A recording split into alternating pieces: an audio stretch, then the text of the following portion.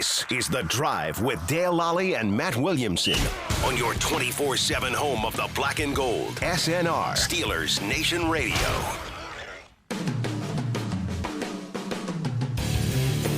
Top of the morning to you. This is The Drive on the Steelers Audio Network. And, I'm Dale Lolley, and he is Matt Williamson. And I don't have to. Lolley sounds Irish enough. Yeah, I mean, I'm Williamson, sort of close. Could be. I think it's British, but I'm a mutt. Yeah. Don't tell anybody that.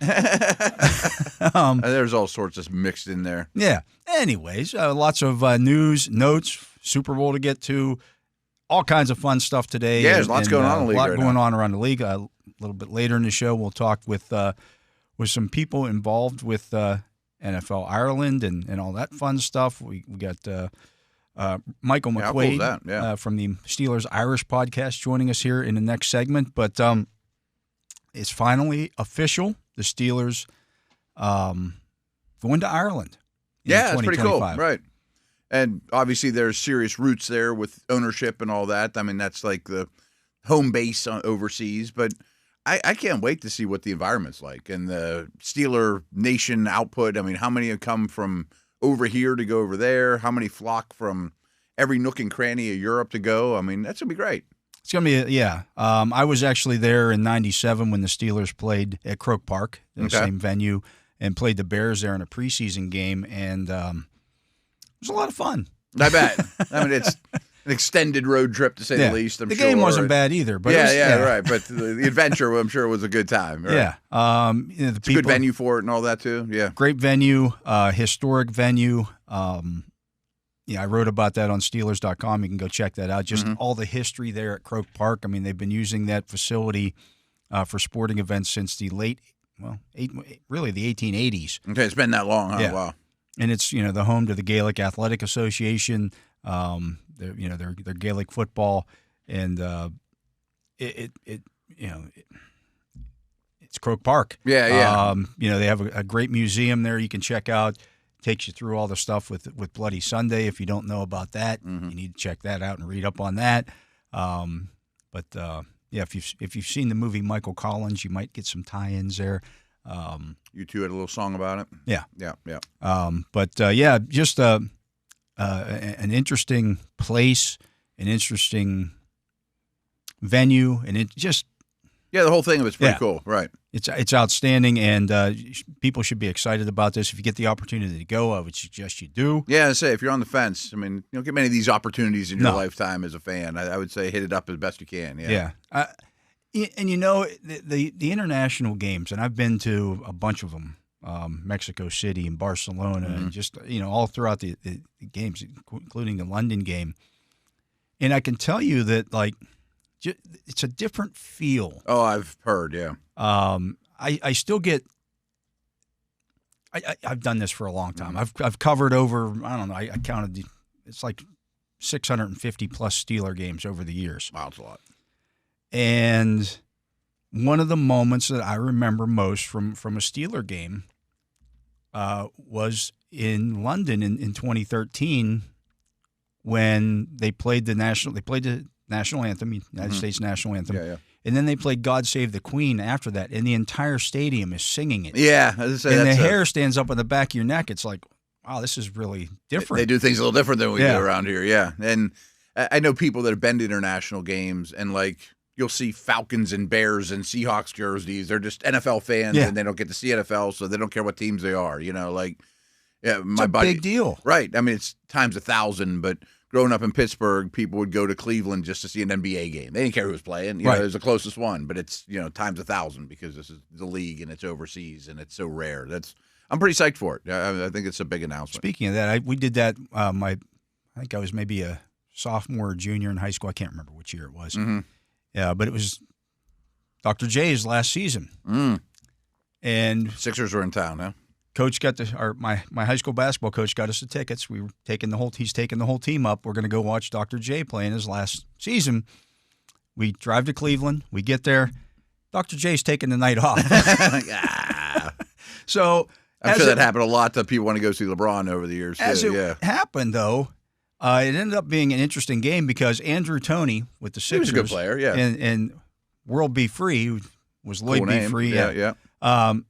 They both scored 40. They were guarding or not guarding each other, just going back and forth. Oh, okay. You hit a basket, I hit a basket. You hit a basket, I hit a basket. It was Julius wasn't in uniform, but he still was something worth seeing. I'm sure you guys never saw an NBA game anyway. I mean, But I was the same way, though. I was a Detroit Pistons fan, even back then. Yeah.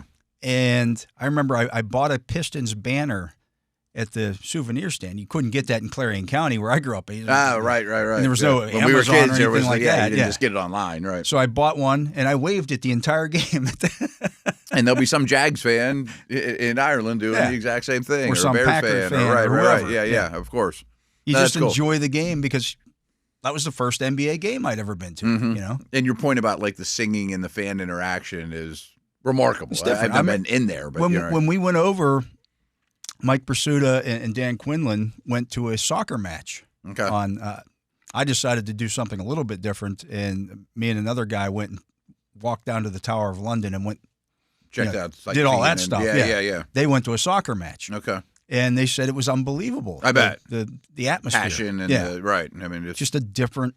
The way they see the games like and stuff are different, right? For those soccer matches in England, you can't just sit wherever you want. Oh, really? Okay.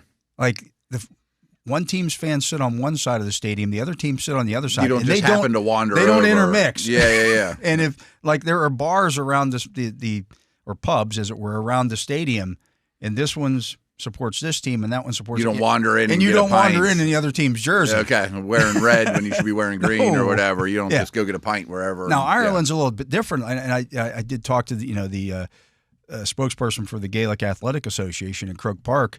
And he said they don't do that in Ireland.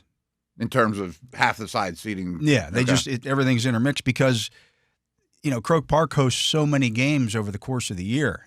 And they, like the Gaelic Athletic Association is all amateurs. You explained this to me, but I'm sure our listeners don't understand this. Yeah. These guys don't get paid. They just play for this fun, sport. basically. Right, yeah. Now, if you've ever watched Gaelic football. It's not for the faint of heart, right? No, it's like a cross between rugby and football. Like football. An Australian rules type of thing or something like that. Yeah. And these guys beat the crap out of each other. So they have pads and helmets on? No, I didn't think so. Right? Yeah. No. I mean, they take a beating. But then they go back the next day. They're at their day job. Yeah. Okay. And so they have regular jobs, but it's such the fandom there. You play for the town that you grew up in. And maybe someone buys you a beer at the pub, and that's your payment. And they may give them a stipend for travel and stuff like that because you got to travel spend across money out of your pocket. I would think. If let's say you get a job in Dublin, which is the biggest city, but you're from county whatever. Yeah, if you're the other side of the country, you might still drive back because that's home. That's where you play at. So it would be like in the NFL. Every player from Pittsburgh or this area or Western Pennsylvania or parts of Ohio and West Virginia, they would all play for Pittsburgh, and they wouldn't be able to go play anywhere. You would be a Seahawk unless your job moved, like you get moved to Belfast or something like that. That would be different. And I assume these players don't get traded. And no, you play where you play contract. Because there's a lot of pride involved with that. It's civic pride. Okay, interesting. I mean. You don't see that around here. No. Yeah, right. I mean, it's just tradition, and I'm sure there's generations and generations of this is our team, and maybe you're a chronic winner or a chronic loser or whatever, As he explained to me, like for a lot of these, if you're in a little area or one of the smaller towns or whatever, the football pitch is like the community center, the town center. Yeah. And everybody hangs out there, and they just play football, And like you said, there's tons of pubs all around and places to be, and there's always people in that area. Right? Yeah. So it sounds cool, and a lot of it's walkable and stuff too. And you're right. No, it's pretty. It's a big deal, and I'm glad the Steelers are going. Yeah, it's a huge deal. It's the first regular season game on Irish soil. We'll see who the Steelers' opponent will be. I mean, you can kind of narrow some things down. Yeah, I know that there's a lot of teams not eligible, right? You can eliminate, right? Well, they don't typically. Well, it's going to be someone on the schedule. We know that. Right. It's not going to be a division game. It's not going to be a division game. They typically don't do that, although they have done it that's on happened? Occasion. Overseas division games? Yeah, it's not something that they usually do. And then I don't think that's frowned on. You want that home. Yeah, you want the division game so meaningful. Right. But then you look at some of the other opponents, like Cleveland's already scheduled to host an overseas game. Okay. As are the Dolphins, and there was somebody else on the Steelers' schedule. I can't remember it off the top of my head, but 3 of them are already scheduled. So they're not going to do 2. You're not going to do 2. You're not going to do 2, so you can eliminate those guys, obviously. And I think this is a Steeler home game, right? Yeah. Okay. So when you start narrowing things down, I think you're looking at Green Bay. Okay. You're looking at Minnesota, and you're looking at Seattle. Those are the options. Boy, that's a haul for Seattle. Yeah. But they got to do it at some point. Okay. Well, all those would draw great crowds. Yeah. So that would be. Crowds are going to be a problem either way. Yeah. Yeah, but so. And it's opening week, right? It's week 1? No, it's not necessarily week 1. Okay. I was thinking because the Eagles-Packers Brazil game was week 1. I thought for some reason. That was because the travel to travel Brazil was more expensive. No, it could be that week 1 Friday game. That would be awesome. Yeah, that'd be cool. Yeah. But we don't know what. We have what no it is idea. for sure. We won't know until the schedule comes. That would be one way if it were to be Seattle to kind of alleviate some of their travel preseason issues. Part easy. Yeah. But you don't want to give them a week 2 bye. Well, it wouldn't be a week 2 bye because the game was on a Friday, if you remember. Oh, okay. Okay. So you would have time to build in a little extra You would have time. some time to get back to the West Coast. Yeah, that wouldn't be bad. That makes some sense. I mean, at least the travel on the way there would be easier for them. Yeah. For everybody. Yeah. I mean, it's not an easy road trip for any. But, I mean, NFL they're team. playing games in Berlin this year. They're playing games in Madrid, multiple games in London. I knew Australia's on the horizon, too. Is that next that's year? That's in 2026. Okay. Yeah. I wasn't sure if it was 26 or 27. And that may end up being a similar situation where you just say, hey, we're going to make that the opening Friday game. I mean, that's a haul. That's a haul for no matter who's going. Yeah, right. I wonder if those are going to be West Coast teams. You're crossing the timeline and everything. Mm-hmm. Wow. I mean, it's amazing, though, how much the game has expanded worldwide in a decade. Yeah. And that's what, I mean, I understand, if you're a Steelers season ticket holder and you're like, well, I can't go to that game. Yeah. But you're still getting 8 home games, mm-hmm. And plus the preseason. It's a cool opportunity. And it doesn't happen every year to the season ticket holders. This is a unique thing. I mean, is it any different than if you're a season ticket holder and you just decide, hey, we're going to go to the game in L.A. or we're going to go to the game in Vegas? Yeah. It's not all that different. I don't even know how it works. I don't know if you do, but does a Steelers season ticket holder have a inside path to getting They that will have, game they'll have opportunities that others don't? Daniel Rooney talked about that today on the conference call with the league. Was asked, about that kind of stuff. And, yeah. He's the Steelers director of business development and strategy, and he said, the season ticket holders will get an opportunity. Okay.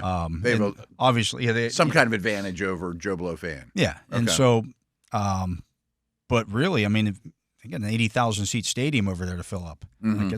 I'm sure it fills. Significant. Too. Yeah. Yeah. That's cool. It's one of the neater things I've heard in a while. And heck, even if you just go over and just hang out for the week, I'm sure you could have a good time. I'm sure the pubs. It would be quite all right. There'll be probably a lot of black and gold infiltrating. Yeah, no doubt about it. Packers would really represent. The Packers would fill it up too. I mean, it would be overflow. Yeah. I mean, I remember that Steelers Super Bowl against the Packers in 2010 was 50-50. Mm-hmm. Yeah, they're one of the few fan bases I'm sure that can hang. Yeah. And Vikings, I bet, would be pretty passionate too. Yeah. So they may not like the Vikings and. Storming Dublin was founded by the Vikings, I might add. Oh, was it? They were a pretty busy group. Yeah, they were. They got around a little bit. Yeah, they did. Yeah, it was a Viking outpost. Yeah, they spread their seed a little bit. Yeah, you got to know your history. I'm okay. I'm not like you. I'm also not as old as you. I read a lot. Top of it. Yeah. I read a lot. But yeah, so Croke Park, Steelers, Dublin. Yeah, it's cool. Absolutely. Really cool. We're going to get to a break here. All right. When we return, we'll be talking to Michael McQuaid of Steelers Ireland podcast, and he is our, I guess, would be our counterpart in Ireland. Yeah, I've been on his show. I think you have too. I think right. we both we've both done that show in the past, and we'll see what the Irish reaction is. I think he's at the Super Bowl. Oh, is he really? I believe so. Cool. Okay. Their podcast is down at the Super Bowl on Radio Row. I think it's quite popular. Yeah. People should check it out. But yeah, they do quite well, and it just kind of shows you how much in tune with the NFL game the Irish people are. I mean, they have a dedicated Steelers podcast. Yeah. I mean, I remember just being a guest on, and I'm like, wonder what kind of questions they're going to ask me. I mean, it was just like being on any show around here. I mean, they knew their stuff. I mean, They playing too much single high. I was like, oh, okay, there we go. All right. Right in your wheelhouse. Right, yeah, we can handle that. Yeah, absolutely. But let's get to a break. He is Matt Williamson. I am Dale Lolley. You're listening to The Drive here on the Steelers Audio Network. Matt and I will be back with more right after this. And welcome back. I am Dale Lolley. He is the Matt Williamson, and we're pleased to be joined on the Justin Miller hotline by Michael McQuaid of NFL Ireland and, more importantly, Steelers Ireland podcast. Yeah. Michael, how are you? You're at the Super Bowl, right? I am currently speaking to you live on Radio Row. It's a pleasure to join you guys. Good stuff. We're glad to have you here. What's that atmosphere like right now? It's actually winding down a little. I think Cam Hayward's just away home there now. His desk has been packed up, but it's been a busy few days, guys. Yesterday, honestly, in 4 years of doing this, I've never seen anything like it. It was so busy, but do you know what? These are the days you live for in the sports world, and I tell you what, you certainly live for days like today when you hear the Steelers are coming to Ireland. Yeah, that's a big deal, and this has been one that's been in the works for a while now, and I know you've been on top of this the entire way. What's this going to mean for Ireland, for Dublin, for football fans in Ireland? I think it's a culmination of a real journey for Dublin as a city or an event space that can handle large events, but also it's really the culmination of a journey for the Rooney family, and the fact that they've got family heritage from the island of Ireland is it just adds to that palette. We've seen firsthand with the college football games over here just how popular they have been. I really think that the game in Ireland with the Steelers is going to go to the next level. Like, we're really, really excited to see what's going to happen. And it's definitely going to be a very, very memorable few months ahead as we get ready for the black and gold to invade Dublin. I'm curious. I mean, just over the last decade or the last 10, 15 years, has it the popularity of the NFL in Ireland just grown at a rapid rate?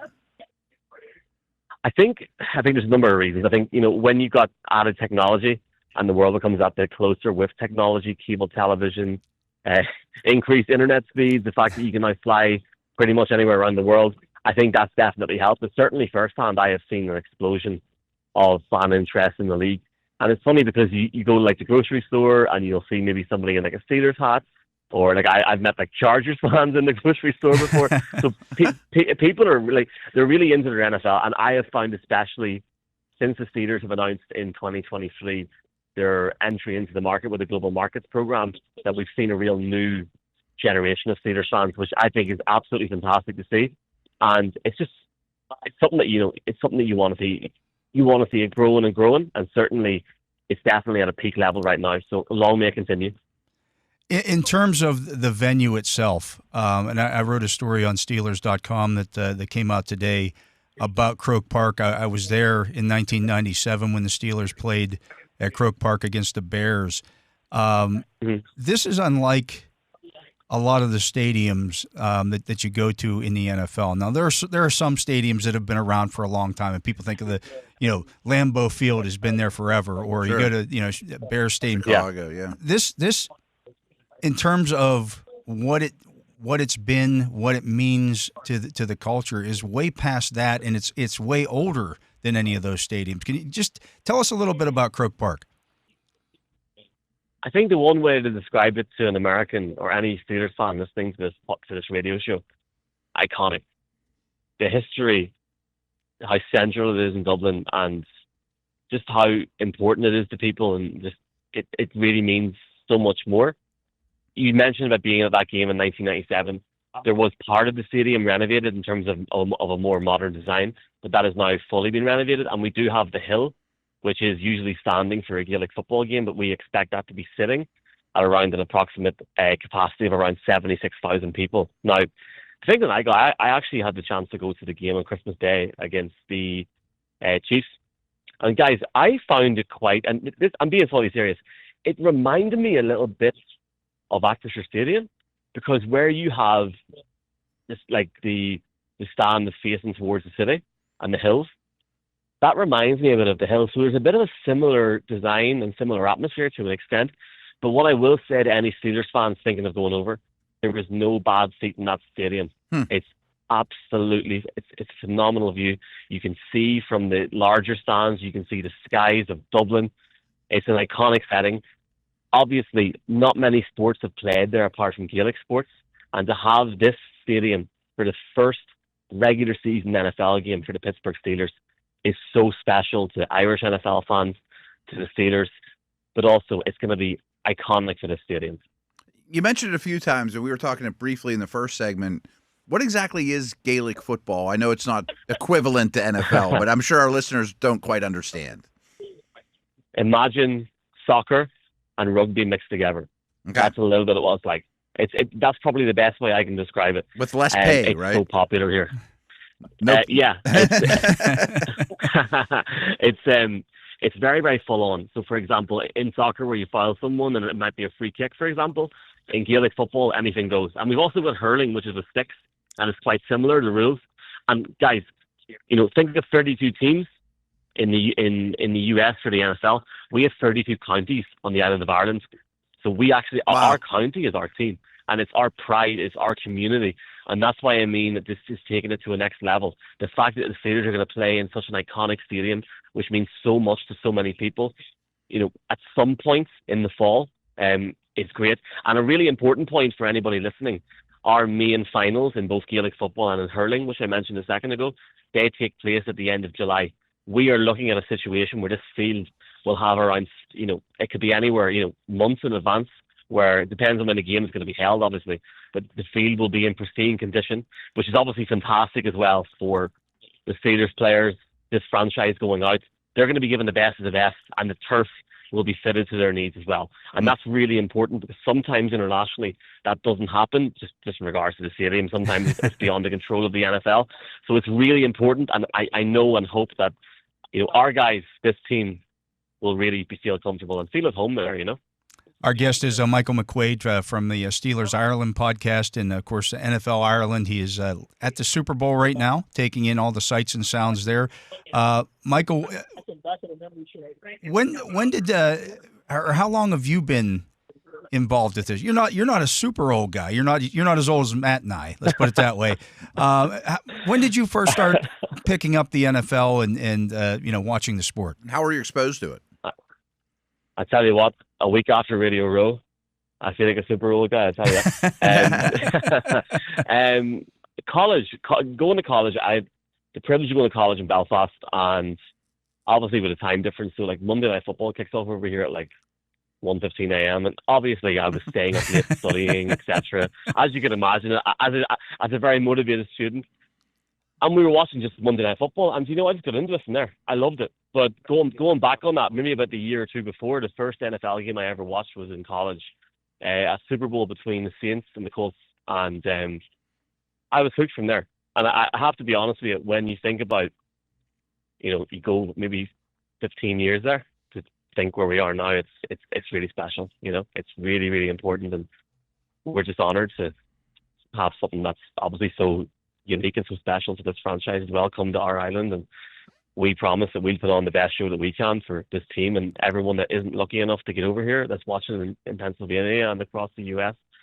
I know Dublin will put on the best show, but I've been very fortunate to work on the NFL, work on college football for a number of years now, and it's an honor to work on something like this. So it sure seems like the Steelers are popular in Ireland, and that makes all the sense in the world. But since it's new to the Irish people, since Kansas City's had such success and they're in the Super Bowl every year, is there a real heavy Pat Mahomes, Kelsey, Chiefs crowd too that are new to it? I think you've got that, but you've also got, in my, like, making myself sound old now, in my generation, the generation before, lots of Steelers fans, but then in my generation just passed with younger fans, New England. Okay, yeah, that makes sense too, right? People love a bandwagon, People love success. I mean, if you're new, you're going to pick the best team at the time. Yeah, right. They're the one that are on TV. When you take that and you add in Tom Brady and add in Irish America and New England, look, there's no point in me escaping it. We do live events with a couple of 200 or 300 people in theaters and stuff. You see a lot of Patriots fans, but I'm telling you, you see equal amounts of Steelers fans. And that's what's the most exciting thing from this. Yes, you got a few Chiefs fans, lots of Eagles fans, lots of Jets fans, lots of Giants fans. But the I would think there's New York, but like genuinely though, guys, like we had an event there with the host of Sky Sports NFL, which is a main barrier over here, a guy called Neil Reynolds, who actually done, I think it was the 49ers game last year in week 1 in Acrisure. He done the show from there. He even remarked on the amount of Steelers fans that were there because they know the excitement, but also there's a lot of new people just picking up the game, and they know you can't pick a better team to support. You know, the history and the team that it is. And also, black and gold is a great colour. Goes well with the green, right? It goes well with the green. It definitely does. Those green terrible tiles are going to be waving, guys, I think, in a few months. Yeah, it's going to be a lot of fun, and we look forward to it. We're going to let you get back to your busy day out in New Orleans. Are you actually staying for the game, or are you heading back? Heading to the game, go back to Ireland on Monday. Looking forward to the game, and guys, I can't call it, so there's no point in asking me who's going to win. But I was about to, so you beat me to it. Yeah. Well, look, I'll keep it short and sweet. The city is starting to get really, buzzing. It's funny because obviously Media Row is starting to quieten down a bit, but the city's picking up. Give me Philadelphia. I think they're a better team, guys. I think they are. I seen them play against Dallas just after the game at Christmas. For us against Kansas City, I headed up just over to Philadelphia after. I think they're the real deal. I think they'll end the whole three-peat conversation on Sunday. I think the time for the dynasty is over for now for the Chiefs. And I think a lot of neutral fans over here would definitely welcome that. I've been to 4 Super Bowls. This is my 3rd with the Chiefs. So I could definitely use something different. There you go. Maybe Steelers next year. Yeah. Well, we appreciate your time, Michael. He's Michael McQuade. Check him out on Twitter or the X Twitter, as it were, at Michael_NFL. He does a lot of good stuff on there, and you can listen to the podcast, the Steelers Ireland podcast. But Michael, we appreciate your time. Enjoy the game on Sunday, and maybe we'll have a pint down the road here. I have a feeling, lads, that we're going to chat a few times over the next few months. See you very, very soon. Looking forward to it. Thank you very much. Yeah, thanks a lot, Michael. Yeah, great stuff. Great stuff there from Michael. And I think the Irish people should be excited about this. I know Steeler fans should be excited about this. It's a big deal. It is a big deal. The first the first regular season NFL game over there, and really, there haven't even been that many sporting events, as he mentioned, non-Gaelic sports or non. The Irish, the traditional Irish sports. Yeah. They haven't really allowed those in that stadium until more recent years. That's crazy. The the NFL game that was there in '97 was really, I think, just the second sporting event that was non. They had a Muhammad Ali boxing match there in 1972, but for a long time, that field was. You couldn't use it for anything else. And, and they've opened it up since they did the refurbishing and everything. And I'm interested to see it because when we were there in '97, it took them 12 years to refurbish the stadium because they couldn't shut it down. Because there's so much because action. It hosts close to 100 games or 100 matches per year. Okay. And you even said in the first segment, I mean, it's kind of the center of the community in a way. Right. They don't have another stadium they have stadiums that are like 50,000 seats, but they sell out the All-Ireland finals there. Yeah. You can't get tickets. It's like the Super Bowl. They do 2 All-Ireland finals. And he said every seat's a great one, and it's designed really well. And so that's cool. They when they're refurbishing the stadium, they had to do it one section at a time, basically. Because they're not shutting the whole thing down. They're not shutting the whole thing down, yeah. So it took them 12 years to do it. So I'm interested to see what it looks like now. And I've seen the pictures. It looks great. It looks like a very modern stadium. And again, that particular pitch has been home to so much history over the years. I'm really can't wait to get there. Yeah, I hope a lot of our listeners are looking into travel arrangements as we speak to get over there. Yeah. I'm sure it'll be very well represented with black and gold. Absolutely. But let's get to a break. He is Matt Williamson. I am Dale Lolley. You're listening to The Drive here on the Steelers Audio Network. Matt and I will be back with more right after this. And we are back. I'm Dale Lolley. He is the Matt Williamson. And Matt, just kind of continuing the conversation we opened yesterday's show with in regards to the Steelers quarterback situation. There have been no decisions made. I don't know what to think. Regarding anything at this point. We're still 5 weeks out from the start of free agency. Mm-hmm.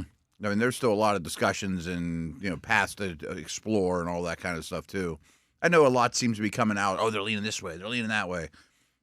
I don't know, man. I mean, I think it's just gathering all the information, having talks, and going from there. Yeah, I do think that there are people within the organization, and much like when we discussed the situation, there's pros and cons. There are pros and cons to both of them, and so I understand that there would be some discussions, or even people in this camp, people in that camp. Doesn't mean that it's just like draft prep. Yeah. Like I like Drake May, you like Caleb Williams, whatever it is. Right. But whatever decision that they do make, and we do know this. Last week, when Art Rooney spoke, he said his preference would be that they stick with one of the two guys that they had on the roster this year. Right. So that carries a little weight. That carries more weight than anything. Yeah. I mean, we don't know if that's set in stone, but his mind could get changed on. He could look at, well, I didn't know this guy was going to be available. Absolutely. When you start, turning over every stone. Who's really available? What are our true options?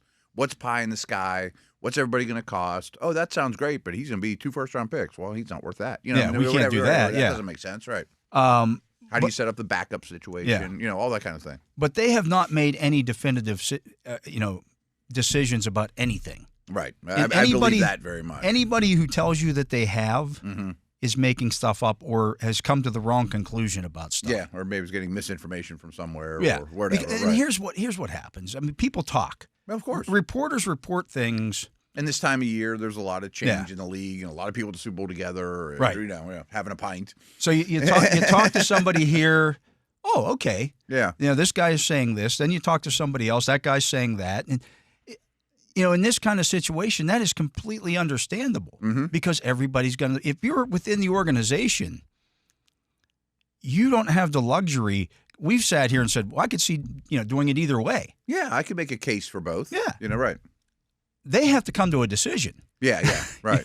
We don't have to. And there's going to be someone making the final decision too. Right. I mean, like there could be a lot of opinions, but in the end, someone has to make the final decision. Someone has to make the call. Yeah. And quite frankly, there's one guy within the organization who makes a call on everything. Sure. He happens to own the team. When people talk about the Steelers' hierarchy, they sometimes get confused on, well, Omar Khan's the GM. He's Mike Tomlin's boss. No, he isn't. No, he isn't, right. They are equals in the eyes. They both report to Art Rooney II. And he makes – now they'll get together in a room, for example, when they do the draft stuff. Yeah.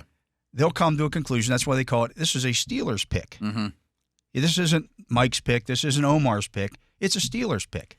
Like, I would never speak for Mr. Rooney, but I'm sure he realizes Mike Tomlin knows more football than he does. Right. So he listens to all these opinions. You listen to the opinion, you come to a consensus. It's what his father did. Right. It's what Dan Rooney always did. Now, he will put in his 2 cents. For example, when we talked about the Ben Roethlisberger decision, well, wait a second. Why are we had as Bob Labriola laid out for us a few weeks ago?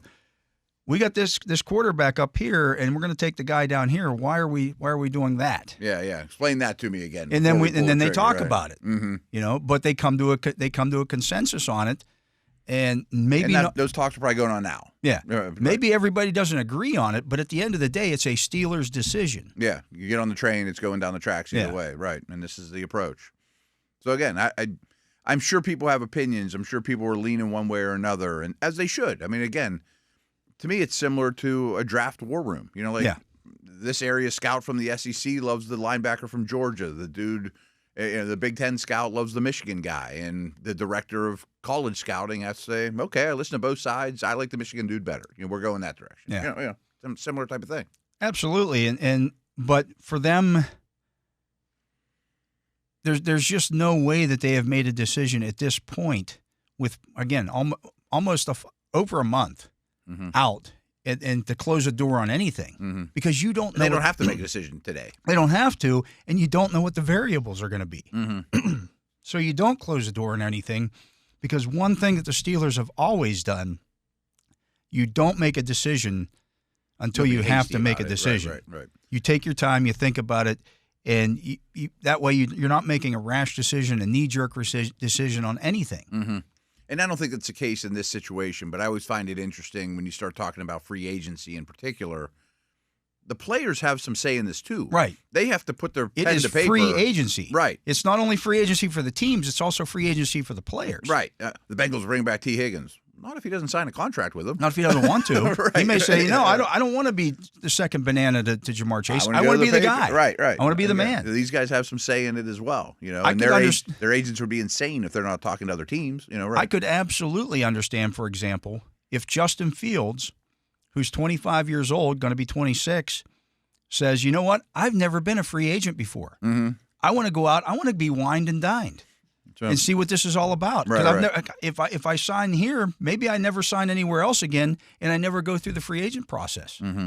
Yeah, at least see who calls and what they offer, and where the interest level is. I mean, I used to do that when I was young in my career, and people, other papers would call and all right, I'm gonna go listen. Right. I'll see what they have to offer, and I like what I'm doing here. Right. It would have to be an offer that would blow me away to take me away from what I'm doing. I love what I'm doing here, but I would always then go to my boss and say, hey, look, just so you know, I have other options, right? They called me. I didn't call them. They called me. I'm going to go listen,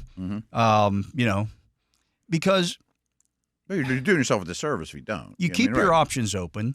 Now, you better be good at your job if you're going to take that route. Mm-hmm. And we're not NFL quarterbacks. Right. I mean, like Wilson and Fields are going to have a job somewhere in the NFL next year. Right. Yeah. Will it be a starter? Will it be where they want to be? Who knows? But you always listen because you also gather information.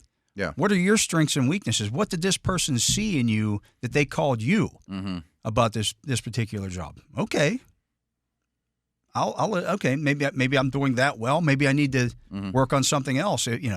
Now you got to look at this from every angle, though. Yeah, you just always want to keep your options open, and so I understand if a guy wants to go out there and test the free agent market. Oh yeah, at any position. If you've never done it before, right? Now maybe Russell Wilson's in a different situation. Maybe he looks at it and goes, "I just did the free agency thing last year. I didn't like it." And then they're in such different parts of their careers too. I mean, clearly, and sometimes it's a little disheartening. You don't get the calls. Right. I mean, all these guys, I'm going to hit free agency more. 5 different team will call. I'll pick the one I like best or wherever the money's best. And then the phone doesn't ring. And the phone doesn't ring. And you're sitting there going, maybe this wasn't the best decision. But it's a risk. But you learn things about yourself there. Oh, yeah. It's all part of the equation. But anyways, that's going to do. That story's far from written, though. Absolutely. There's, again, more than a month before we get to the when decisions really have to be made. The legal tampering period doesn't start until March 10th. Today's February 7th. Mm-hmm. The actual free agency opening is March 12th. But it's not today or tomorrow. It's not tomorrow. Right, it's not next week. It's not a deadline looming. Right? Yeah. So there's still a lot of information that needs to be gathered. So anyways, that's going to do it for hour number 1 of the drive here on the Steelers Audio Network. Matt and I will be back with hour number 2 right after this. And we are back. I am Dale Lolley. He is the Matt Williamson. And Matt, it's time here for a little fantasy football focus. I said we were going to do a regular lineup here on DraftKings. They don't have a regular. It's strange, for one game. You can't just play a game where you pick guys from each roster. We did some of that yesterday, though, kind of. We did. Yeah. With our captain's mode. So I'm looking here at a different game that they have here. This is the NFL single stat 50-50. Okay. And so you pick 3 players. There are no quarterbacks involved. Okay.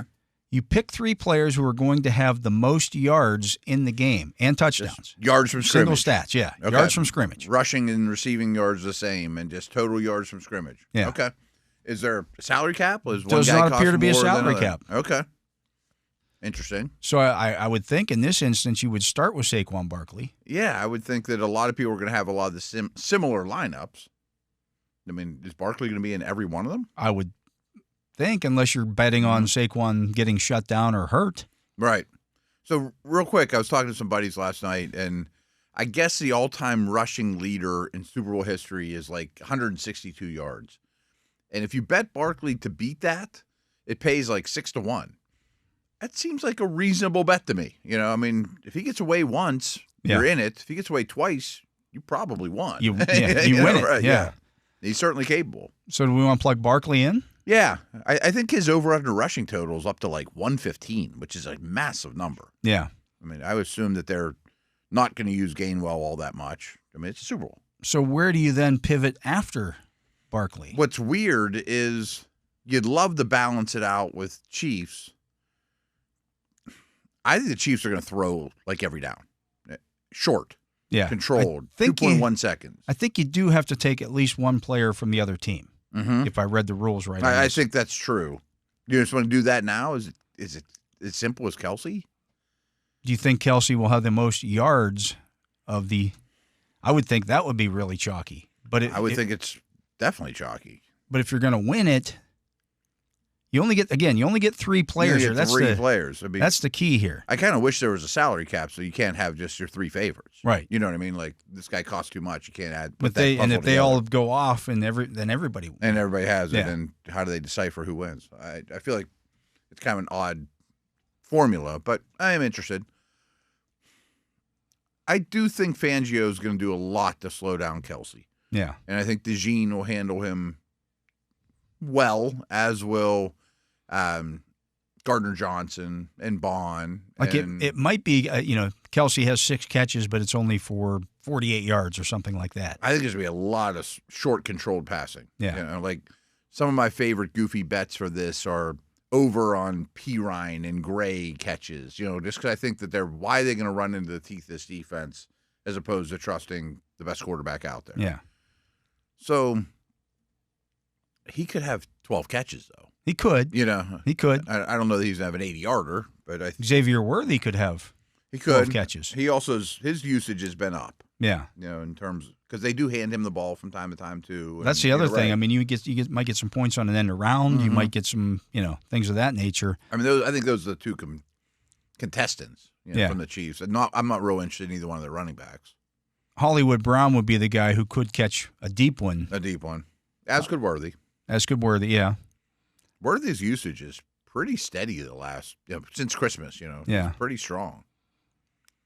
If you're who would then be your second? I assume you're gonna go with another. I would go back to the Eagle route. To me, it's Devontae Smith or Dallas Goedert. I think it's A.J. Brown. You think he has the most? McDuffie doesn't follow, right? But he is an outside dude, and I don't think he's Deion Sanders either. I mean, I think he's a good player. Yeah, but I think their splits are really strong. Man coverage, it goes to A.J. Brown. Zone coverage, it goes to Smith and or Goddard. But I don't think I'm almost certain, but I hesitate to say because I might be a little off. I'm not sure that there's a receiver that gets a higher percentage of man coverage targets in the whole league than A.J. Brown. They don't throw a lot, and when they do and it's man, they go to that guy. And I think when they blitz a lot, you're going to get man behind it. And I also think that it's going to be a somewhat man-heavy team trying to pressure Hurts. And I think Brown's that guy. If it was this one's 6,000, this one's 4,000, I would go Smith or Goddard. But if we're just picking who I think the champs are, if it's heavy man, though, does Hurts run more? I don't know. I'm not sure that Spagnuolo is going to let that happen. I mean, the Hurts's numbers under pressure versus not are light years different. Yeah. Like as different as any quarterback out there. I think pressuring him is going to be goal number 1, right. However you do it. And maybe that's just sporadic or third downs or situational, and the Chiefs D is really, really good at that. I doubt McDuffie follows. To compensate for that, do the Eagles put him on the move more then? Brown or Hurts? Hurts. Possibly. Roll him out and give him run pass option. If they're playing man and you're rolling out to your right and there's 15 yards in front of you, take the 15 yards. I'm sure they're not going to hesitate to have him run, and Yeah. I'm sure that they'll design plenty of it. But I'm not sure how that matters for this, exercise. I think Brown's just a stud. I think we had Smith and Goddard in our lineup yesterday, but they were cheaper. Yeah. I mean, I think both those guys could have nice days. I just look at what Brown has done in the playoffs. Now, against Washington, it was 6 for 96. Mm-hmm. The week before that, it was 2 for 14. Yeah. The week before that, it was 1 for 3. Mm-hmm. The week before that, it was 3 for 36. I mean, they don't throw the ball much. Yeah, that's the problem. That's the thing.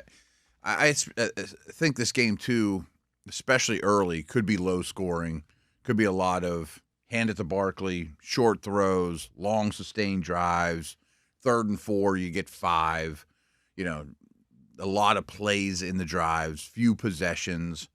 I don't know who that favors. And maybe I'm misreading this this style of game, but it just seems like to me everyone should have Barkley, Kelsey, and Brown. They're the best guys. I mean, they're the guys that produce the most yardage most days. Although I do think Worthy's interesting. But is that going to hit? That's the right. Right. Is the chalk going to hit, or are the people? I don't know. I've never done this contest. Yeah, before. me neither. Right. I mean, if I'm sure on any of the sites, all these guys have over/under total yardage numbers. Are they the highest ones? I would think so. I mean, Barkley definitely is. Yeah. But it's a Super Bowl, and we typically, a lot of times you see somebody else have that big game because the defensive. That's a case for Worthy. The defensive coordinators have had the time to look at this. They've had 2 weeks to prepare for this particular, and they're going to try to take away what the other team does best. And 2 exceptional defensive coordinators and 2 really, really good defenses. And I think the Eagles D can match up anywhere with anybody, the way that they're designed right now. I think Worthy will get carries. I mean, they might be like short shovel passes in front of Mahomes, but he's going to get manufactured touches. If you look at the yards per game, which they have here, Kelsey averaged over the course of the season 53.3 yards per game. Worthy was at 46.3. Yeah, but over the course of the season. But that's what I was going to say. If you look at the last few games, Worthy's come on strong. He had 101 total yards against Buffalo. Okay. He had a run for -8 against Houston, but he had 5 for 45. He didn't play against Denver. Against the Steelers, it was 8 for 79 and 2 carries for 10 yards. I like to look at KC numbers basically starting on Christmas. Yeah. But then you have to eliminate Week 18 when they all sat. They all sat. Yeah, right. If you look at Kelsey's numbers, he's at 1 down 1. Against Buffalo, it was 2 for 19. The week before that against Houston, it was 7 for 117. Against the Steelers, it was 8 for 84. Yeah. The week before that against Houston, it was 5 for 30. Against Cleveland, it was 4 for 27. Like, which one, what do you trust here? I guess if we're trying to win this thing, Worthy has a better chance to break the 70-yarder. Yeah, I mean, he's... and separate yourself from the pack of what most people are picking. Or will he be chalky? These are the things you got to ask yourself. Again, we've never played this format. Let's plug Worthy in. Yeah, I'm cool with that. And do you want Brown? Yeah. Or do you want Devontae Smith? Devontae Smith over the last month, basically, they just don't throw. They don't throw enough. So do you go Kelsey then? You go Worthy and Kelsey? Yes. I think Mahomes is going to throw it every time. My favorite prop bets are over attempts, over completions, over on the P. Ryans and Grays and guys like that have like 1 catch and you win. Yeah. I just think that if I'm Andy Reid, mostly because of the state of that offensive line, I don't want Trey Smith blocking Jalen Carter alone over and over. I don't want Caliende having to deal with Williams. I don't trust my tackles at all. Here's the other, or do you go Goddard? Goddard in over the last month, basically, or he played up until week 13. He's played the last 4 games for the Eagles. And he's healthy. He had 85 yards and 13 rushing yards against Washington. He had 56 yards against the Rams. He had 47 yards against the Packers. He had 55 yards against the Giants. Do we know, like, from a fantasy perspective, how the Chiefs are against tight ends? They are, in terms of yardage, dead last in the NFL. I was thinking they were middle of the pack or worse, and they really are. Overall, they were like 27th when you factor in the catches and touchdowns. Yeah. Fantasy 32nd points. In terms of yardage allowed to opposing tight ends. I do think it's noteworthy, and I'm not sure it changes my opinion either. 2 really, really good tackling defenses, which, oh, by the way, folks, blocking and tackling gets you the Super Bowl. Like fundamentals matter. I want to just go back to that. I'm a big Goddard fan. I mean, I think he's one of the most underrated players in the league, and when he's healthy, he is a difference maker. Their safeties and linebackers are fine, but they're not superstars. The Chiefs. What do you like? So we're going Worthy and Barkley for sure, right? we have Worthy and Barkley in there now. Mm-hmm. We could go Goddard and Kelsey. Mm-hmm. You can go Barkley, Goddard, Kelsey. Or do you go Barkley? I'm leaning towards 2 Chiefs the more we talk through this. Just because passing yards are better than rushing yards. And I think they're going to throw a ton. Yeah. I think I'd go Kelsey, Worthy, Barkley. Because when the Eagles throw, all 3 of those guys deserve targets. And one of them might blow up, of course. Yeah. I mean, I'm not saying that, but then you're trying to hit the roulette wheel, you know. It might be how you win this thing. I don't know. I don't know. Right. I've never played this particular contest. I mean, I can't see many people picking P. Ryan or Gainwell. No, that's you know what I mean. They're only picking from 5 or 6 dudes. Everybody's going to have Barkley. Everybody's on Barkley. How would you not? Yeah. I mean, I guess maybe some goofball wins if Barkley gets hurt in the first quarter. You know. But all right, we're going to go with Barkley, Worthy, and Kelsey. Okay. Receptions don't matter. We only care about yards. We only care about yards. Mm-hmm. I'm more confident that these guys will get a ton of receptions than a ton of yards. It's a great tackling defense. I also don't think there's going to be a ton of points in this game. Yeah.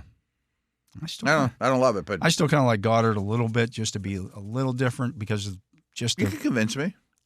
But I don't know who to replace. I'm less confident in Kelsey than I was when we put the lineup in yesterday. My big thoughts then were 2 weeks of, would be good for his body, his aging body. But I also think you give the defense coordinator 2 weeks, and their tight end erasers are pretty good in the middle of the field, even with the Kobe Dean out. Yeah, and you don't have the weapons on the outside necessarily to right keep them from doing that. And I don't think after the catch is going to be Kelsey's friend like it usually is. His team tackles really, really well. Goddard's really good. I'm going to go with that. You want to go Goddard instead of Kelsey? Yeah, that's fine. I mean, if you look at the numbers for over the course of the season, he actually averaged more yards per game than Kelsey. Doesn't surprise me. And he missed some time. The more active player in the postseason. He's more active. Period. Yeah. At this stage of Kelsey's career, we don't care about touchdowns or any of that kind of stuff. You're just talking about true yardage. Yeah. Who has the most yardage? Works for me. All right, I'm going to lock it in. All right. There we go. Barkley, Worthy, Goddard. Yeah. Okay. And we are locked in. All right. There you go. All right. That was one way to talk that. Yeah, it's a little different. Talk that through a little bit. A little different game. We'll see how that goes. Zone a little. Absolutely. Let's get to a break. He is the Matt Williamson. I am Dale Lolley. You're listening to The Drive here on the Steelers Audio Network. Matt and I will be back with more right after this.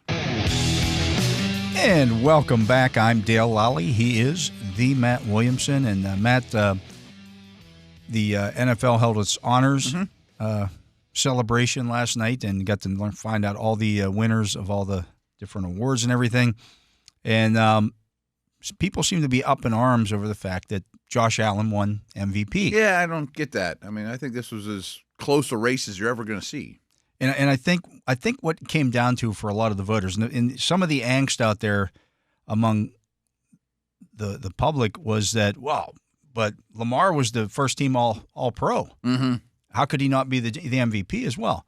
They're not exactly the same thing. It's not the same thing. Right. It's which one was the more valuable player to their team. Yeah.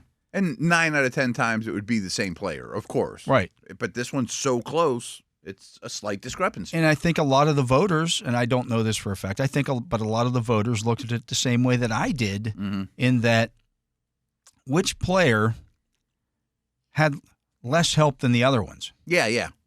And I think you would have to agree that was Josh Allen had Agreed. less around him than Lamar Jackson did. Yeah.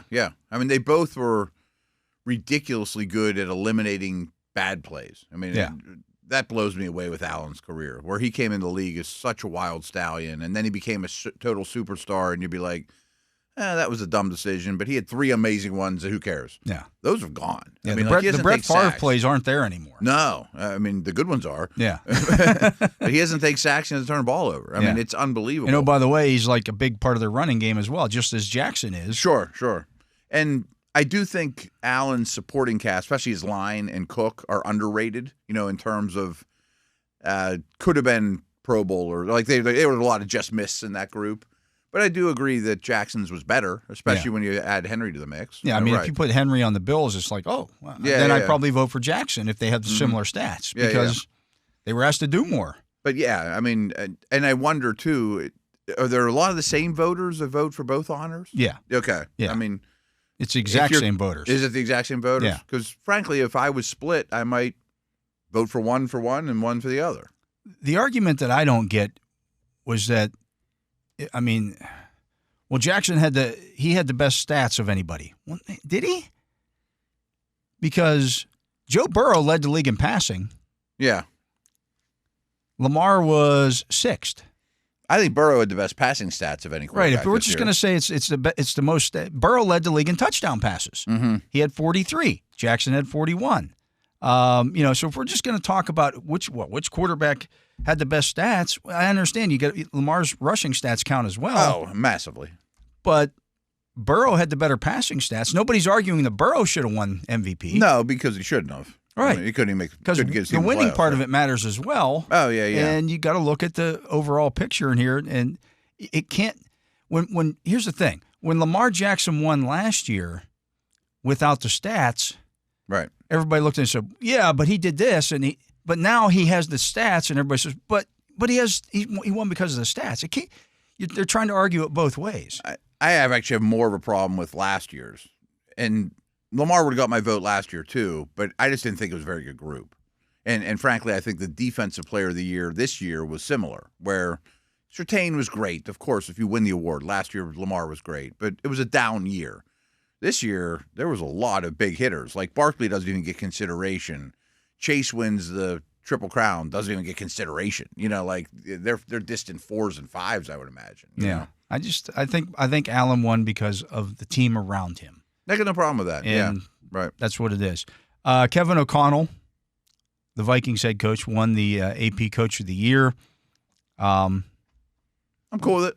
That's fine. Right. There wasn't a lot of upsets or anything to me with the award stuff. He's 0-2 in the playoffs, by the way. Mm-hmm. But these votes are cast before the playoffs, right? Burrow, the Comeback Player of the Year. That's dumb. Which award. Who cares? Right. Saquon Barkley, the AP Offensive Player of the Year. And he should have won it, but I do think it's interesting that Chase wins a Triple Crown and doesn't really even have a shot. Yeah. It's a pretty good year. As you mentioned, Surtain was the Defensive Player of the Year. TJ Watt finished 4th in that voting. He was 4th?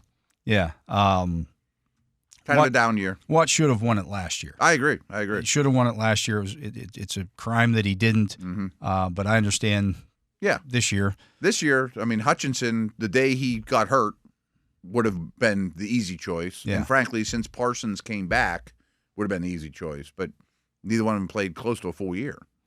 Jaden Daniels, the Offensive Rookie of the Year. Amongst a great class of rookies, too. Yeah. But he was an obvious choice. The Defensive Rookie of the Year, Jared Verse. Not a surprise there either. I don't know if I would have voted for him. I know you're a bigger Fisk guy. I think Verse is just a much better player. I know his stats. I might have voted for Quinion Mitchell, too. I would have had to look at it. He would have been my second choice, yeah. Yeah. I mean, Verse had 4 sacks. Yeah, I know. Like, I understand. Oh, he had all these. Again, we're getting back to the Myles Garrett argument last year, but he had all these pressures. And at some point, you got to turn pressures into a sack. Yeah. He's really impressive on tape. I get it. He's good. I'm not saying he's not good. I just don't know that he was the guy. And I thought that was a down group, which doesn't shock us when no one in the top 16 is a defensive player drafted in the first round. Yeah. Eric Armstead, the Walter Payton Man of the Year, taking that award this year after Cam Hayward won it last year. Yeah, and a good player, not as good at as Hayward and some of these dudes, but did a little research on it. I guess every year that basically he was a Niner, he was their nominee, and now he goes to the Jags and wins it, and good for him. That's a massive honor. A massive honor. Yeah. He also won the Great American Cooking Show. Oh, did he? Last week, yeah. That I didn't for know. the Super Bowl edition, he won that. So. Oh, good for him. Good for him. He's a well-rounded human being. Your Pro Football Hall of Fame class. This bothered me. The other stuff I didn't lose a lot of sleep over. 4 guys got in, including one senior candidate. It was Eric Allen, Jared Allen, Antonio Gates, and Sterling Sharp. Luke Kuechly did not make the cut. Just to be frank, I mean, the senior committee's just a lower bar. And I get no problem with Sharp making it in that capacity. He was unbelievable, but just for a short amount of stretch is why he didn't get in the first, with the first go around. Gates had to go, or I would have lost my mind. I mean, he was shortchanged last year. The positive, and we talked about this yesterday, was I was frankly happy that Eli and Vinatieri didn't go, and this looked like a down class, and the fact that they didn't take 5 shows that it is a down class. I don't think either Allen belongs. And the fact that Kuechly didn't go really bothers me. I think Jared Allen has a much better... I think he's a better case of the two. But there's a lot of edge rushers with really similar resumes, and, I mean, I just never thought he was one of the best. Jared Allen finished his career with 136 career sacks. I know. 2 different times he led the league in sacks, including having 22 in 2011. Yeah. I mean, these are all great players. I mean, obviously, he wouldn't have got my Hall of Fame vote, though. He had 7 consecutive years in double digits in sacks. Yeah. He had 8 overall in his career. He was first-team All-Pro 4 times. Mm-hmm. I think he is pretty... He definitely is a better case than Eric, in my opinion. Now, there was some stuff, off the field stuff that I think some people may have dinged him for in the past, but I don't have a problem with him going. I think he was maybe more of a specialist. Yeah. But so was Kevin Green. He was also on some really good teams, playing with leads and things like that, too, which is fine, too. I mean, that's not his fault. I don't know. I thought it was kind of a weak class. And well, I don't disagree with that. Yeah. I mean, I think that's undisputable. I think Kuechly should have been a slam dunk. Yeah. And it bothers me to no end, especially in a lighter class like this. Oh, we'll get him in next year. We just can't put him in the first ballot. And none of the wide receivers made it again. Again. A name we haven't brought up, which I thought was deserving, that I wanted to mention yesterday, Mike Holmgren should be in the Hall of Fame. And coaches are a weird barometer, of course, but I think that's a Hall of Fame coach. I think, they changed the voting somewhat this year as well in terms of how they did things. I found this out yesterday, that you voted, you cut it down to 10, and then they cut it down to 7. You had to finish in the top 7. If you finished in the top 7 voting, even though if you didn't get the 80%, okay, then you're eligible. You automatically go to the final 15 again next year. Oh, I didn't know any of that. Okay, yeah. Interesting. And along those lines, you mentioned it off the air. The MVP voting is different now. Yeah, you now have, as opposed to previous years where you just voted for an MVP. Now you voted out 5 guys deep. Mm-hmm. So, for example, therefore, the Burrows and Barkleys are getting picked. They did that at every spot. Yeah. The AP actually made the voting available. You can check that out if you do a little Google work on that. Yeah. Who voted for what. So, for example, Danny Smith got a couple of votes for assistant coach of the year. Okay. I'm sure those Arthur Smith got a vote for assistant coach of the year.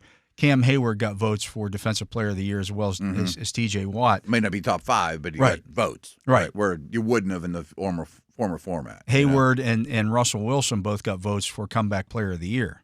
Oh, okay. Interesting. So yeah. It just it opens it up, and it takes away some of the argument that you used to hear. Well, Ben Roethlisberger never got any MVP votes. Well, when Ben Roethlisberger was playing, you only voted for one. Right. There was one year that Mahomes' best year, I think there was like 50 votes, and 49 of them went to him because it was obvious. Like you're kind of a jag. Yeah, the guy who didn't vote for him is the one who's like, ugh. Right. And so one other person that year got a vote other than Mahomes, and really none should have. Right. And that happens all the time. Like, and this year, I bet almost 50-50 should have been Allen or Jackson in the old format. It did open some things up for some craziness. Mm-hmm. For example, Alex Van Pelt got a vote for assistant coach of the year. Then proceeded to get fired. It was a 5th place vote. He got fired during the season because Cleveland finished the season in their first 10 games didn't score more than 20 points. It's the worst offense in the league. His fault or not, he could be doing yeoman's work. But the results are horrendous. But the results were horrendous, and he got fired because of it. He didn't get last the season. That would have been like Matt Canada getting votes last year. Exactly. That's insane to me. Yeah, that's might have to evaluate the evaluator. Who did that? Who did that one? You're not just going to vote for your buddy. Mrs. Van Pelt did that one or something, right? I don't know what's going on there. But, anyways, that's who won. Mm-hmm. We'll see here in terms of next year's Hall of Fame class. You're looking at. So anyone that came in the top 7 will be right to the finals next year. Yeah. I hope Kuechly's one of those. I would imagine. I believe that he is. Yeah. I'm looking here real quick here. Drew Brees will be among the players next year. I know he's some big hitters coming. First-time eligibles. You're also looking at what else we got here? Marquise Pouncey is up next year. Interesting. Okay. Geno Adkins. Breeze will go. Frank Gore, Jason That's his Witten. first year for Gore? Yeah. Wow. Jason Witten, Larry Fitzgerald. He's in. I think Witten's pretty close to in. Yeah, so there's some It's going to be tough sledding. Tight end's tough. Tight end's real tough. Yeah. I mean, Witten and Gates are pretty similar, and Gates didn't go the first year. Yeah, I don't know if I would vote. Phillip Rivers also eligible next year. I'm a fan, but he's going to have a tough go against the quarterbacks going forward. The backlog coming forward. All guys right. who have won Super Bowls. Right, and he didn't. But he would get my vote, but I feel like I'm in the minority. And sometimes they, for whatever reason, right or wrong, they balk at putting two guys in from the same position because they want to give this guy his year. Which this is great news for Eli, I would think. It's not. I mean, I would put Rivers ahead of Eli. Because that's a minority move. You got Breeze, then Breeze is going. You got Brady, you got Roethlisberger. Yeah, all those guys are coming up, right? Yep. And who knows? You may have soon thereafter Aaron Rodgers. Rodgers could be soon. There's a lot of great ones that have retired in the last 5 years. Yeah. Yeah. And I think Breeze is. You'll still have Manning there. You'll still have Rivers there. It's like, when do I get my shot? It is weird that they sometimes don't put two of the same position. Yeah. You could just take the entire 2004 rookie draft class, quarterback draft class, and say, okay, this is their year, and just let them all go in together. Let them roll in together. Might happen. Could. Yeah. Probably not. You also have. I would imagine Larry's a first ballot guy, too. Bill Belichick. He's a first eligible ballot next guy. year. Coaches don't wait as long, right? They don't have to wait as long, no. Because they're older, right? And hopefully they're stay alive for, all that. You don't want them going in after they pass away. Did you see him showing up last night with all of his Super Bowl rings on? No, I didn't. I didn't watch the event, but I watched it on unfold on the X Twitter, and he was all jeweled up. Okay. Yeah. Had to weigh it down a little bit. He looked like he was a money lender back in the or Shylock or something. Okay. Nice. Got all the bling on. Got to recruit NC. Yeah. Different world now than where he used to be, right? Had his girlfriend even showed up with him. She had a Super Bowl ring on. Did she? Well earned. But, hey, let her borrow it. Anyways, let's get to a break. He is right. Matt Williamson. I am Dale Lolley. You're listening to The Drive here on the Steelers Audio Network. When Matt and I come back, we're going to make our Super Bowl picks. Okay. Right after this. And we are back. I am Dale Lolley. He is the Matt Williamson. And this is The Drive on the Steelers Audio Network. You can hear The Drive here every Monday through Friday from 4 to 6 p.m. right here in these very airwaves. You can also download the Steelers mobile app. And my man Tyler is here today. Business, right. He had a little incident yesterday, couldn't be here. We bailed him out of prison, and he is here. That's not true. I just made that part up. But he is here today, and so there will be a video of the show today on YouTube. You can check that out later on today. But final segment of the week. Final segment of the week, Super Bowl week. Matt, we got to make our picks. We've talked about the game a little bit here over the course of the week. Not a great deal, but if you want to have a say here and talk about the game at more length, have at it. I'm really intrigued with it. I think it's a really good matchup, and I understand there's redundancy and nobody wants the Chiefs to rival the Steelers dynasty and all that stuff. But I like watching good football, and I think it's going to be really good football. And I think it's the best roster in the league and it's the best quarterback I've ever seen. I can't bet against the Chiefs, though. I mean, if you're going to give Reed 2 weeks to prepare, and I think it's going to be a massively Mahomes-centric offensive game plan with very little running. Get it out of his hands super quick, et cetera, et cetera. 2.1 against the Steelers. We've seen him do it. But I don't like the Chiefs O-line situation at all, which I think is why it's coming out so quick. And I don't think they're going to try to move people off the ball. Their tackles, Tooney's a great guard, but he's not a great left tackle. Yeah. It's a below-average tackle. Yeah, exactly. And their guards, I think, are going to have a long day against Williams and Carter. And back seven of that defense is really good, too. And they tackle great. And I could, especially in the first half, I don't think there's going to be a lot of points. I think it's going to be kind of a slog. But that's how the Chiefs like to play. A lot of jabs thrown, no haymakers. No haymakers, yeah. That's how the Chiefs play, though. I mean, they want few possessions, and they do it really, really well. And they've been there, done it, and I think that has a lot of stock in the Super Bowl. Not that some of these Eagles guys haven't been there, but it's an ordeal, and these guys go every year, and we saw the Patriots handle that really well for years. I think Spags will make some plays on defense, but I also think Barkley could get free here and there. They have really, really good weapons. I think it's a pretty evenly matched battle, but I have the Chiefs winning 24-23, and I'm worried I have too many points in my prediction. It could be 17-16. Yeah, I'm kind of. I like the under as well. Yeah. I know everybody likes to see it over in the Super Bowl. I'm not even sure what the number is. I think I'm under 48.5. Okay, I am under that. Okay, yeah. Yeah, you're barely under. Barely, I'm even a little slightly under that. I'm with you. I think both of these teams played a little closer to the vest. Yeah. Ball control. Try not to make the big mistake because, I think for both of these teams, you're looking across the line of scrimmage and you're saying, okay, that's a really good offense that we're playing, but they're also really good defenses. Oh, yeah. 2 defensive coordinators are top of the league, and Yeah. So, which team blinks first? Which team makes the big mistake? I just don't know that will be Mahomes. Yeah. In this situation, again, this is what his 5th Super Bowl. Right. You get pretty used to it. Yeah. And the pressure's not going to get to him. I do think Jalen Hurts has played better in the playoffs. Yeah, his last game was really impressive. Than he had. And his Super Bowl game against Kansas City was really good too. Yeah. But he is the one who's more up and down. Sure. And he doesn't handle pressure particularly well, Yeah. But Barkley is a game changer. Absolutely. And their line's legit, obviously. My biggest complaint about the Eagles is that I can't believe that they don't use Barkley more in the passing game. I just think it's a Hurts thing. Yeah. Yeah. Instead of dumping it, he runs. I just think, it just it's an underutilized portion of Barkley. It would make so much sense to just dump the ball off to Barkley as opposed to your quarterback running with the ball. And he's the game breaker. He's the game breaker. And I don't understand why they don't do that more. They haven't necessarily needed it. No. Maybe that with 2 weeks to prepare, they do design more of it. And he's so much more capable of just dumping it off. Oh, he's a good receiver. I mean, you can design route concepts for him, and McCaffrey-esque type stuff, Kamara stuff. Yeah, they haven't tapped into that. No, I think it's more of a Hurts thing. Yeah, and so that concerns me. With the Eagles' game plan. I also am a little concerned. They had some illness going through their team this year. The Chiefs did not. They seem healthier of the two. Yeah. So Jalen Carter was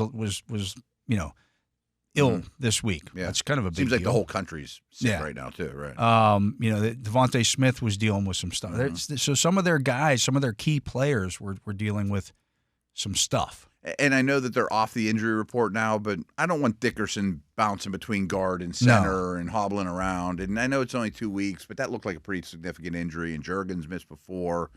I'm sure they're good to go and they're going to start, but are they 100%? You think Jones is going to test that? Of course, right? Yeah.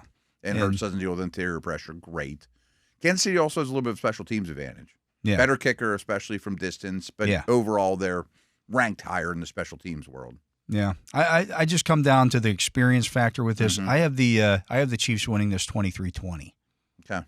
Yeah, I'm very similar. I just think it's going to be that kind of game. High. Me too. And if it comes down to last possession, I'm betting on the dudes in red. And to your point about the kickers, I think if it comes down to a kick, I just trust Butker way more than I trust Elliott. Elliott has been really struggling from 50 and beyond. Yeah. Which I'm sure they'll push their way through fourth downs and stuff like that too. But who knows? I think it's gonna be a really good game. I really do. I think I don't think that the Eagles have no chance or I think the Eagles have the best roster in the league. Yeah, but I think that the Chiefs have a huge advantage at quarterback. Huge, and that could be the difference. Big game experience is massive. Yeah, and Reed with 2 weeks to prepare, I think goes a long way. And as we talked about earlier in the week, I do think these offenses are good. They're not the best offenses in the league, but the defenses are both really good. Really good. Which is why I think this really well. And, I think they're talking about 2 of the top 4 scoring defenses in the league. Yep, 2 of the best interior defenders in the league.